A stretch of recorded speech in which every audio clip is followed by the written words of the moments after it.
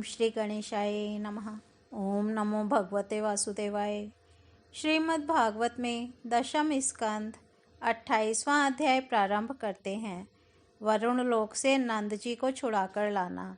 श्री सुखदेव जी कहते हैं, परीक्षित, नंद बाबा ने कार्तिक शुक्ल एकादशी का उपवास किया और भगवान की पूजा की तथा उसी दिन रात में द्वादशी लगने पर स्नान करने के लिए यमुना जल में प्रवेश किया। नंद बाबा को यह मालूम नहीं था कि यह असुरों की वेला है, इसलिए वे रात के समय ही यमुना जल में घुस गए। उस समय वरुण के सेवक एक असुर ने उन्हें पकड़ लिया और वह अपने स्वामी के पास ले गया। नंद बाबा के खो जाने से व्रज के सारे गोप, श्री कृष्ण अब तुम ही अपने पिता को ला सकते हो, बलराम अब तुम्हारा ही भरोसा है, इस प्रकार कहते हुए रोने पीटने लगे। भगवान श्री कृष्ण सर्वशक्तिमान हैं एवं सदा से ही अपने भक्तों का भय भगाते आए हैं। जब उन्होंने व्रजवासियों का रोना पीटना सुना और यह जाना कि पिताजी को वरुण का कोई सेवक ले गया है, तब वे वरुण जी के पास गए। जब लोकपाल वरुण ने देखा कि समस्त जगत के अंतरिंद्रिय और बहिरिंद्रियों के प्रवर्तक भगवान श्री कृष्ण स्वयं ही उनके यहाँ पधारे हैं, तब उन्होंने उनकी बहुत बड़ी पूजा की। भगवान के दर्शन से उनका रोम रोम आनंद से खिल उठा। इसके बाद उन्होंने भगवान से निवेदन किया। वरुण जी ने कहा, प्रभु, आज मेरा शरीर धारण करना सफल हुआ। आज मुझे संपूर्ण पुरुषार्थ प्राप्त हो गया, क्योंकि आज मुझे आपके चरणों की सेवा का शुभ अवसर प्राप्त हुआ है।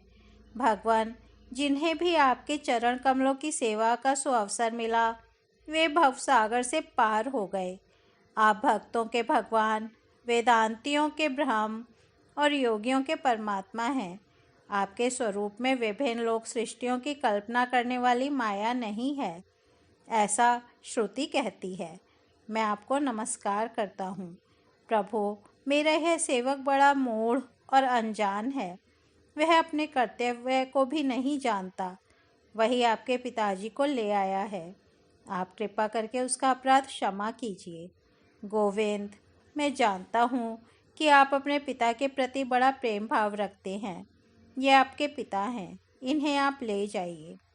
परंतु भगवान, आप सबके अंतर्यामी, सबके साक्षी हैं, इसलिए विश्व विमोहन श्री कृष्ण, आप मुझ दास पर भी कृपा कीजिए। श्री सुखदेव जी कहते हैं, परीक्षित, भगवान श्री कृष्ण ब्रह्मा आदि ईश्वरों के भी ईश्वर हैं। लोकपाल वरुण ने इस प्रकार उनकी स्तुति करके उन्हें प्रसन्न किया। इसके बाद भगवान अपने पिता नंद जी को लेकर व्रज में चले आए और व्रजवासी भाई बंधुओं को आनंदित किया। नंद बाबा ने वरुण लोक में लोकपाल के इंद्रियातीत ऐश्वर्य और सुख संपत्ति को देखा तथा यह भी देखा कि वहाँ के निवासी उनके पुत्र श्री कृष्ण के चरणों में झुक झुक कर प्रणाम कर रहे हैं। उन्हें बड़ा विस्मय हुआ। उन्होंने व्रज में आकर अपने जाति भाइयों को यह सब बातें कह सुनाई। परीक्षित, भगवान के प्रेमी गोप यह सुनकर ऐसा समझने लगे कि अरे, ये तो स्वयं भगवान हैं। तब उन्होंने मन ही मन बड़ी उत्सुकता से विचार किया कि क्या कभी जगदीश्वर भगवान श्री कृष्ण हम लोगों को भी अपना वह मायातीत स्वधाम, जहाँ केवल इनके प्रेमी भक्त ही जा सकते हैं, दिखलाएंगे। परीक्षित, भगवान श्री कृष्ण स्वयं सर्वदर्शी हैं। भला उनसे यह बात कैसे छिपी रहती। वे अपने आत्मीय गोपों की यह अभिलाषा जान गए और उनका संकल्प सिद्ध करने के लिए कृपा से भरकर इस प्रकार सोचने लगे। इस संसार में जीव अज्ञान व शरीर में आत्मबुद्धि करके भांति भांति की कामना और उनकी पूर्ति के लिए नाना प्रकार के कर्म करता है। फिर उनके फलस्वरूप देवता, मनुष्य, पशु, पक्षी आदि ऊंची नीची योनियों में भटकता फिरता है। अपनी असली गति को, आत्मस्वरूप को नहीं पहचान पाता। परम दयालु भगवान श्री कृष्ण ने इस प्रकार सोचकर उन गोपों को माया अंधकार से अतीत अपना परम धाम दिखलाया। भगवान ने पहले उनको उस ब्रह्म का साक्षात्कार करवाया जिसका स्वरूप सत्य, ज्ञान, आनंद, सनातन और ज्योति ही स्वरूप है तथा समाधिनिष्ठ गुणातीत पुरुष ही जिसे देख पाते हैं। जिस जलाशय में अक्रूर को भगवान ने अपना स्वरूप दिखलाया था, उसी ब्रह्म स्वरूप ब्रह्मा हृदय में भगवान उन गोपों को ले गए। वहाँ उन लोगों ने उसमें डुबकी लगाई।